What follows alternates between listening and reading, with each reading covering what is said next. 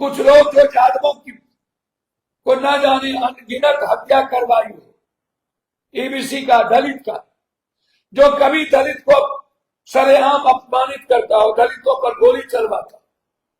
आजकल कुछ MLA, MP और कुछ पार्टी के लोग यादवों को लेकर दर्द दिखा रहे। कभी नीला गमछी वाले को आप गाली देते थे, अब आप हरा गमछी, जबकि यादवों का हरा रंग नहीं है।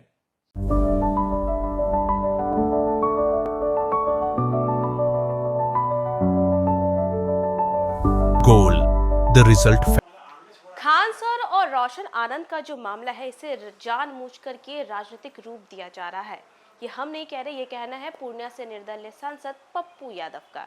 देखिए, लगातार खान सर और रोशन आनंद सर का जो मामला है तूल पकड़ता हुआ चला जा रहा है और इस पर एक के बाद एक प्रतिक्रियाएं भी आ रही है, लेकिन इसी पर बोलते हुए नजर आ रहे हैं पप्पू यादव। दरअसल पप्पू यादव अपने फेसबुक पर आते हैं और आने के बाद ये बड़ी बात कह देते हैं। उनका कहना है कि कुछ ऐसे नेता, एमएलए हैं जिन्होंने पहले तो यादवों को गाली दी, खूब सुनाया, लेकिन अचानक से यादवों को लेकर के उन्हें काफी ज्यादा दर्द हो रहा है। खान सर, जो कि बच्चों को इस तरीके से पढ़ाते थे कि कई सारे बच्चों ने कमाल कर दिखाया, आज उन्हीं के नाम को बदनाम किया जा रहा है। उनका कहना है कि पहले जब यादवों को आप लोग गाली देते थे, लेकिन जब से ये मामला सामने आया है तब से आप लोग सपोर्ट कर रहे हैं, यादव यादव कर रहे हैं। और इतना ही नहीं, उन्होंने साफ कह दिया है कि ये सब कुछ सिर्फ और सिर्फ मुद्दे से भटकाने के लिए किया जा रहा है। कई सारे ऐसे बच्चे हैं जो कि इन्हीं कोचिंग क्लासेस में पढ़ करके आगे बढ़ते हैं और अब सारे बच्चों का भी ध्यान बिल्कुल इससे हट चुका है। और सीधा सीधा पप्पू यादव गरजते हुए कह रहे हैं कि ये सब कुछ एक प्लानिंग है और इस मामले को राजनीतिक रूप दिया जा रहा है। क्या कुछ कह रहे हैं पप्पू यादव, उनके तमाम बयानों के साथ आपको छोड़े जाते हैं। और भारत के बच्चों की जिंदगी कैसे सेव हो, इसके लिए कोटा से शुरुआत की है। 11 तारीख ये मुद्दा नहीं बनता, मुद्दा बन रहा फैसल खान और रोशन यादव।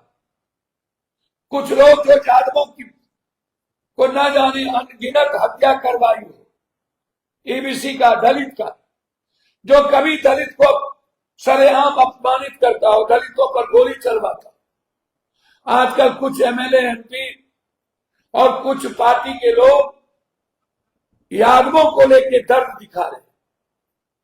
अरे इतना ही दर्द है तो जिस तरीके से आप आजाद हिंदुस्तान के पहले से आज तक दलितों से और कमजोर ईबीसी से नफरत करते रहे हो, उसके बाद माइनॉरिटीज से आपको बहुत नफरत होगी। अब जो सबसे ज्यादा आजाद हिंदुस्तान के बाद 15 सालों के बाद जितनी गालियां आप लोगों ने यादवों को दी, उतनी गालियां कभी दूसरे लोग नहीं सुने। कभी नीला गमछी वाले को आप गाली देते थे, अब आप हरा गमछी, जबकि यादवों का हरा रंग नहीं है। ये रंग है हरियाली का, ये रंग है क्रांति का, ये रंग है जिंदगी का।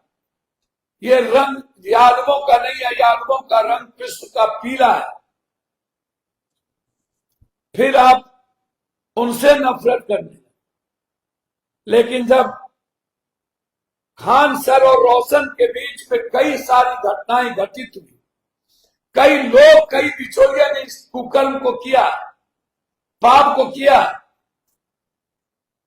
तो ये सारे पार्टी वाले लोग कोई जांच करवा रहे हैं।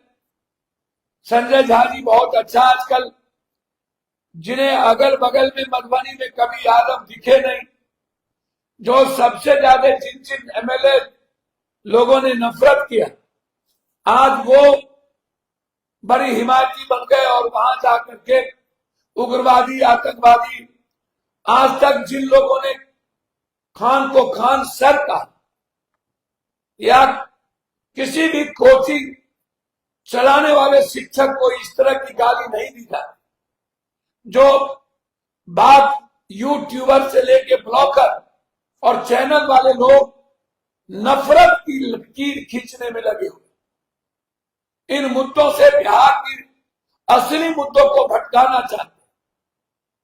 मैंने कभी खान का नाम, खान सर का नाम फैसल नहीं जाना। रोशन परिवार का लड़का इसीलिए जानता था कि वो यादव है, लेकिन बिहार नहीं जानता था वो यादव।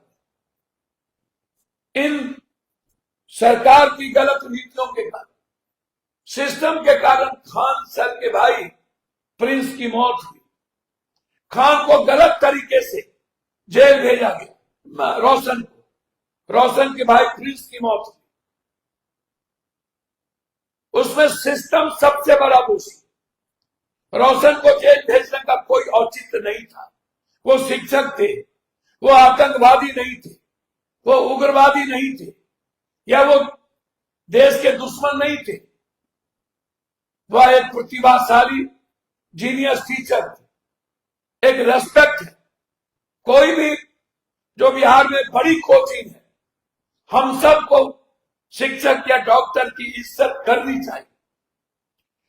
डॉक्टर के सिस्टम के खिलाफ आप बात करिए, कोचिंग माफियाओं के बात करिए।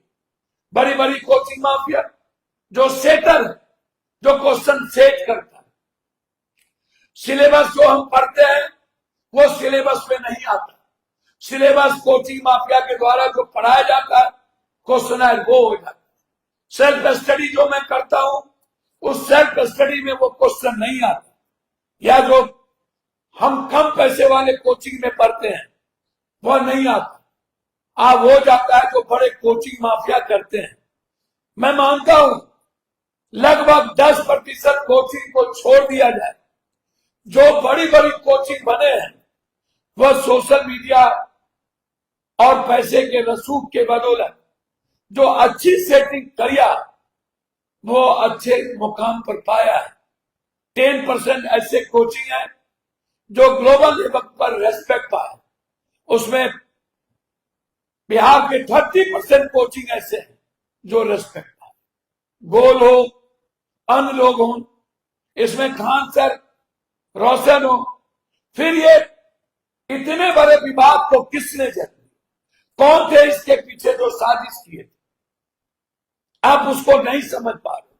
लेकिन लगातार हम विवादों को गहराते जा, मुद्दों को भटकाते जा, और इन विवादों में अब बच्चे कूद गए थे। मैं कई बार आपका पैर पकड़ा, मैंने कई बार आपके हाथ जोड़े, मैंने कई बार कहा कि बच्चों को इन युद्धों से हटना चाहिए। इससे पूरे बिहार के कोचिंग पर असर पड़ेगा, एजुकेशन पर असर पड़ेगा। हमें बचना चाहिए। मैंने आपके हाथ जोड़े। यदि आपको हम पर भरोसा है, मैं आपसे प्यार करता हूं, एक पिता के नाते, भाई के नाते, एक अच्छे दोस्त के नाते, आप मुझ पर भरोसा करिए। मैं चाहता हूं जो बच्चे नीट की तैयारी कर रहे हैं या इंजीनियरिंग की तैयारी कर रहे हैं और उनको इकोनॉमी नहीं है, तो वो इकोनॉमी पप्पू यादव मदद कर पाए। मैं हेल्पलाइन शुरू करूंगा। मैं चाहता हूं कि एक नीट और एसएससी का ब्लॉक लेवल पर बिहार के गरीबों को कोचिंग को मैं फ्री करूं, डायलिसिस फ्री करूं। लेकिन आप छोटे छोटे सेंटीमेंट में उलझते जा। आपके माता पिता आपको बच्चे को पढ़ने भेजे। आप ये जो छात्र लीडर लोग, छोटी छोटी पार्टियों के जो गाली गलौज करते हैं, कभी सम्राट जी को भी, कभी मांझी जी को, मैं हाथ जोड़ता हूं। जो चाहे यादव जाति के नौजवान हो, आप किसी मुख्यमंत्री या मांझी या किसी दूसरे जाति के लीडर को चैलेंज मत करिए, उसको गाली गलौज मत करिए। आप अपने को ताकतवर बनाइए, आप इकोनॉमिकल मजबूत होइए, एजुकेशन में बढ़िए। लेकिन जिस तरीके से आप इस बीच में लगातार हिंदू मुसलमान के शिकार होते जा रहे हैं, और जिस गुंडे विधायक ने लगातार, जिस माफिया विधायक मंत्री, मैं किसी का नाम नहीं लूंगा, मैं रेस्पेक्ट करता हूं, मुझे नहीं आती आलोचना करना, लेकिन जिस शब्द का प्रयोग शिक्षक के लिए किया जा रहा है दोनों तरफ से, वह सही नहीं है। इससे बिहार को बचाना चाहिए। मैं हाथ जोड़ता हूं इन पॉलिटिशियन से, शिक्षक के रेस्पेक्ट को जिंदा रहने दीजिए, कोचिंग के विश्वास को बिहार का जिंदा रहने दीजिए। आप तमिलनाडु, चेन्नई, बेंगलोर, कोटा इनके शिकार मत बनिए। बिहार में बच्चों को फलने फूलने दीजिए और कोचिंग को बढ़ने दीजिए। मैं कोचिंग के शिक्षक से भी कहूंगा कि बच्चे का शोषण बंद करिए, बच्चे का जातीयकरण करना बंद करिए। मैं रोशन जी हाथ जोड़ता हूं, हमारे भाई को मैंने खोया है, हमारी संवेदना सबसे ज्यादा वहां पर है। हम लोग न्याय की बात करें कि प्रिंस के साथ न्याय हो, एक उचित जांच हो, हमें संवेदना का ख्याल रखना चाहिए। आज आपके साथ सबका सेंटीमेंट है, कोई भी जाति धर्म नहीं है जो सेंटीमेंट ना हो। इस सेंटीमेंट को जिंदा रहने दीजिए प्लीज। आप राजनीति का हिस्सा मत बनिए।